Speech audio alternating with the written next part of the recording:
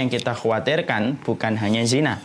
Yang kita khawatirkan bukan hanya khamr. Yang kita khawatirkan bukan hanya judi. Tapi yang kita khawatirkan itu kalau kita mendapatkan musibah yang tidak terasa. Musibah yang terasa banyak. Musibah yang terasa meletusnya gunung. Musibah yang terasa banjir bandang. Musibah yang terasa yaitu tanah longsor. Tapi yang kita khawatirkan itu adalah musibah yang tidak terasa. Apa musibah yang tidak terasa?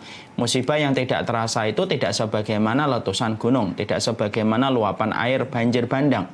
Tapi termasuk salah satu musibah yang tidak terasa, orang itu memiliki hati yang sakit dan dia tidak merasa ketika hatinya itu sakit, dia tidak akan pernah merasakan kenikmatan pada hidupnya.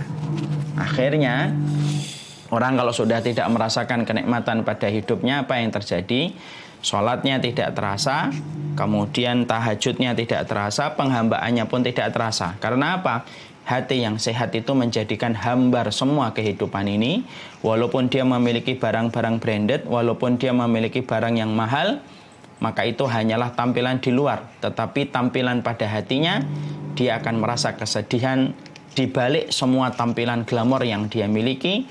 Karena apa? Karena musibah itu cukuplah ketika seseorang itu diberikan di dalam hatinya itu hati yang sakit.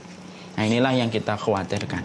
Kadang-kadang kita mencela orang yang berzina, kadang-kadang kita mencela orang yang membuka aurat, kadang-kadang kita mencela orang yang minum khamar, tapi tanpa kita sadari ketika kita mencela itu, kita pun mendapatkan musibah. Hati kita yang sakit, hati yang sakit itu menjadikan kebahagiaan itu jauh.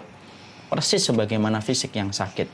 Kalau fisik sudah sakit, mobil semahal apapun tidak terasa nikmat.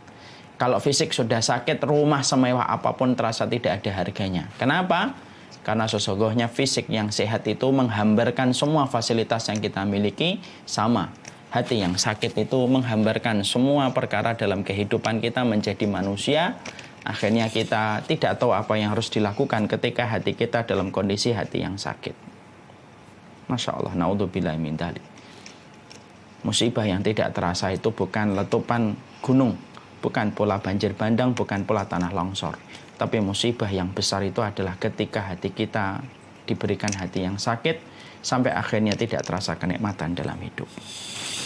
Maka setelah kita mengetahui ternyata hati yang sakit itu parah, dan ini termasuk salah satu musibah yang tidak terasa yang harus kita hindari dalam kehidupan kita, supaya betul-betul hati ini mampu kita nafikan, mampu kita kondisikan kembali supaya hati kita itu sehat kembali. Sebagaimana fisik ketika sakit kita berupaya bagaimana menjadikan fisik kita itu sehat kembali, maka tahukah kita tanpa kita sadari menyembuhkan hati yang sakit itu persis sebagaimana menyembuhkan fisik yang sakit. Itu kata Imam Ibnu Qayyim. Jadi kata Imam Ibnu Qayyim, hati dan fisik itu memiliki keserupaan. Keserupaannya apa?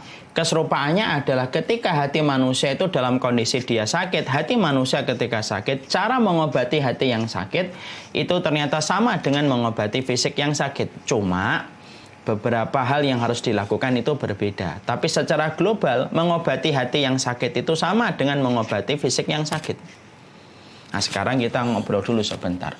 Kalau fisik kita sakit, apa yang biasanya akan dilakukan seseorang ketika dia datang ke dokter? Orang misalkan ketika dia terdiagnosa kena tipes. Datanglah dia ke dokter ketika badannya panas, perutnya mual, tidak bisa makan, semua terasa pahit. Walaupun itu manis sekalipun, es teh yang manis 3 sendok gula pun di dalam 1 gelas pun akan terasa pahit bagi orang yang sedang sakit tipes. Ketika dia datang ke dokter, minimal dokter itu akan memberikan 3